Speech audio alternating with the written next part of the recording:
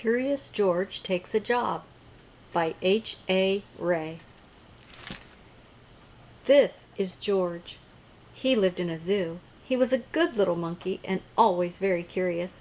He wanted to find out what was going on outside the zoo. One day, when the keeper was not paying attention, George got a hold of the key for the cage. When the keeper discovered what had happened, it was too late. George was gone. Where was George? They looked for him everywhere, but they could not find him. George was hiding in the hay of his friend the elephant. Finally, the keepers gave up looking for him. George found a nice cozy spot to sleep under the elephant's right ear, and the next morning, before the zoo opened, he got away safely. Once in the street, George felt a little scared. What should he do in the big city? Maybe he could find his friend, the man with the yellow hat, who had brought him over from Africa a long time ago. Only George did not know where he lived. There was a bus stopping at the corner. George had never ridden on one. Quickly he climbed a lamppost, jumped on top of the bus, and off they went. Now they were right in the center of town. There was so much to see that George did not know where to look first. If only he could go on riding like this forever. But after a while, George got tired and a little dizzy. When the bus slowed down to turn into a side street, George jumped off. There was a restaurant right in front of him. Something smelled good. Suddenly, George felt very hungry. The kitchen door stood open and George walked in. On the table was a big pot. Of course, George was curious. He had to find out what was in it. When the cook came back, he had a big surprise. Spaghetti was all over the place, and in the middle of it was a little monkey. George had been eating yards and yards and had wound himself all up in it. The cook was a kind man and did not scold much, but George had to clean up the kitchen and then do all the dishes. My, what a lot of them there were. The cook was watching George. "You're lucky to have 4 hands," he said. "You can do things twice as quickly."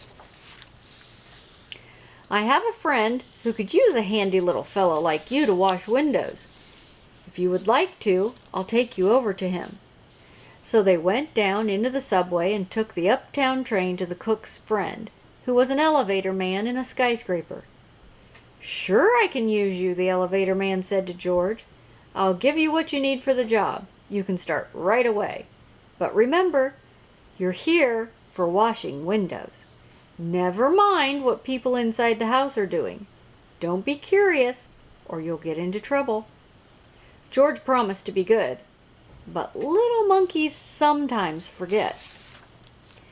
George was ready to start. My, how many windows there were! But George got ahead quickly, since he worked with all 4 hands. He jumped from window to window, just as he had once jumped from tree to tree in the African jungle. For a while, George stuck to his work and did not pay any attention to the people inside. Of course he was curious, but he remembered his promise. In one room, a little boy was crying because he didn't want to eat his spinach. George did not even look, but went right on with his work. In another room, a man was taking a nap and snoring. George was sorry it was not his friend, the man with the yellow hat. He listened to the funny noise for a while, then went on working. But what was going on in there? George stopped working and pressed his nose against the window. 2 painters were working inside. George was fascinated. Painting looked like a lot more fun than washing windows. The painters were getting ready to go out for lunch. The minute they left, George climbed inside. What wonderful paints and brushes they had! George could not resist. An hour later, the painters came back. They opened the door and stood there with their mouths wide open. The whole room had changed into a jungle with palm trees all over the walls and a giraffe and 2 leopards and a zebra. and a little monkey was busy painting himself on one of the trees. The painters knew what had happened.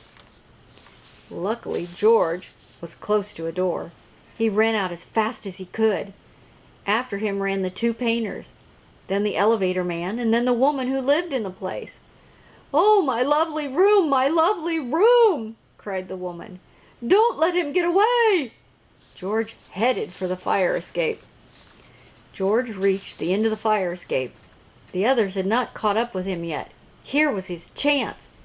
They could not jump, but George could easily jump down the escape. In a moment, he would be safe. Poor little George! He had forgotten the pavement was hard as stone, not like soft grass of the jungle. Too bad. The fall broke his leg, and an ambulance came to take George to the hospital. "He got what he deserved," said the woman.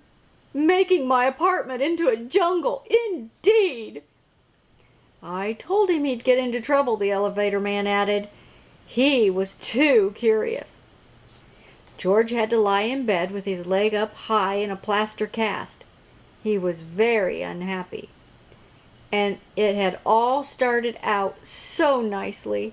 If only he'd not been so curious, he could have had a lot of fun.